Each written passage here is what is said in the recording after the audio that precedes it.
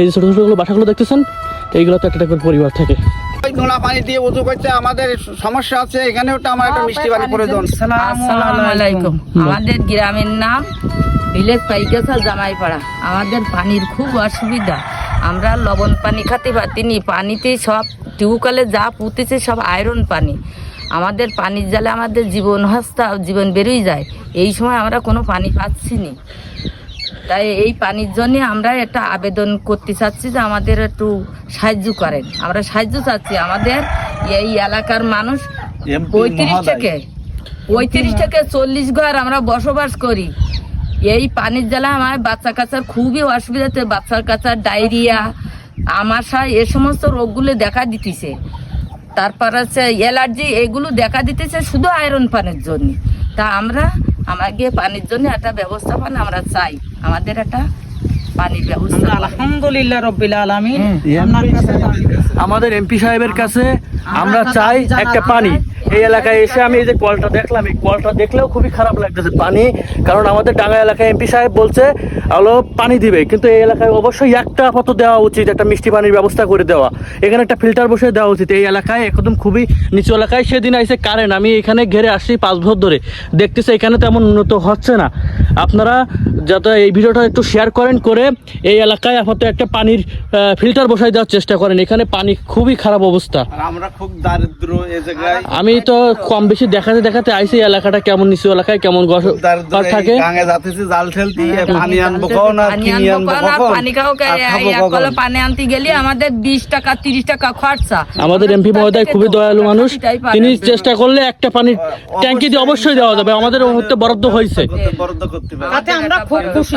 আচ্ছা ইনশাআল্লাহ এই ভিডিওটা সবাই একটু শেয়ার করবেন, যাতে এদের একটা পানির ব্যবস্থা হয়ে যায়। নামাজ কালাম করি আমরা সবার জন্য দোয়া করব, পানি খাবো আমরা এমপি, আরো যেন পরবর্তীতে আরো যেন এমপি হতে পারে আমরা সেই চেষ্টা রাখবো।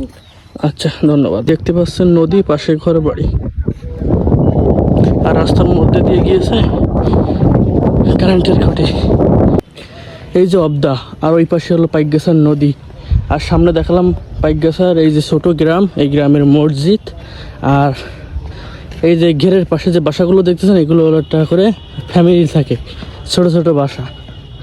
আর এখানকার দোকান টোল, এই যে ছোট ছোটগুলো বাসাগুলো দেখতেছেন এইগুলোতে একটা করে পরিবার থাকে। আমাদের এই যে খুবই পানির সংকট, কিন্তু আমরা দিন আনি দিন খাই।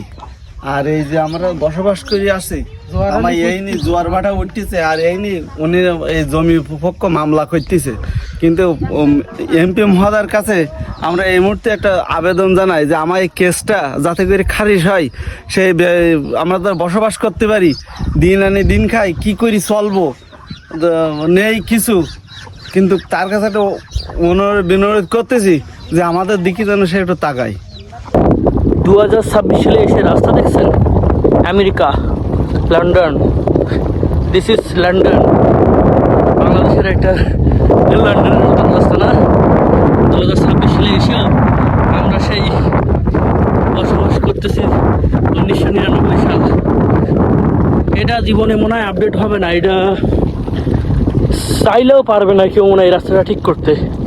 এটা হলো পাইকগাছা ইউনিয়ন, সরি এটা হলো পাইকগাছা জামাইপাড়ার একটা রোড। আসসালামু আলাইকুম। আমাদের এইখানে পানির অভাব বা পানির সমস্যা, মিষ্টি পানির কোনো ব্যবস্থা নাই। আমাদের এখানে একটা ফিল্টারের প্রয়োজন, বা আমাদের একটু জীবনযাপনের জন্য খুব উপকার হবে।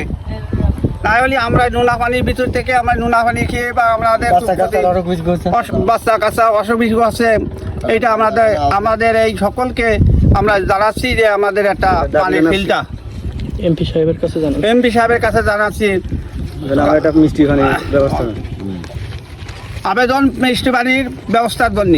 পাইকগাছা জামাইপাড়া, ব্রিজ পাইকগাছার পাড়ে কাকড়া বুনিয়া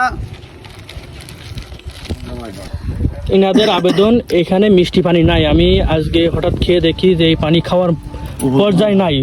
এখান থেকে পানি আনে, এখান থেকে আর পানি যে আনবে রাস্তাটা দেখুন আপনারা। এখন তো রাত হয়েছে, এই রাস্তাটা আমি 5 বছর ধরে আসতেছি এখানে, 5 বছর ধরে এই রাস্তা ঠিক হয় না। আমি একটা ভিডিও করছি, এখানে জুড়ে দিব মনে তাহলে জি জি আমাদের আবেদন যে এমপি সাহেবের কাছে যে এখানে একটা মিষ্টি পানির প্রয়োজন খুবই।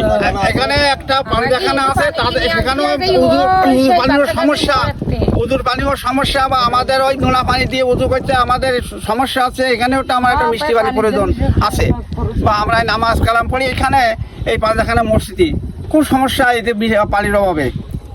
এখানকার ঘর বাড়িগুলো দেখলে আপনাদের এখানে আসেন ঘুরেন তাহলে বুঝতে পারবেন কি অবস্থা এখানে।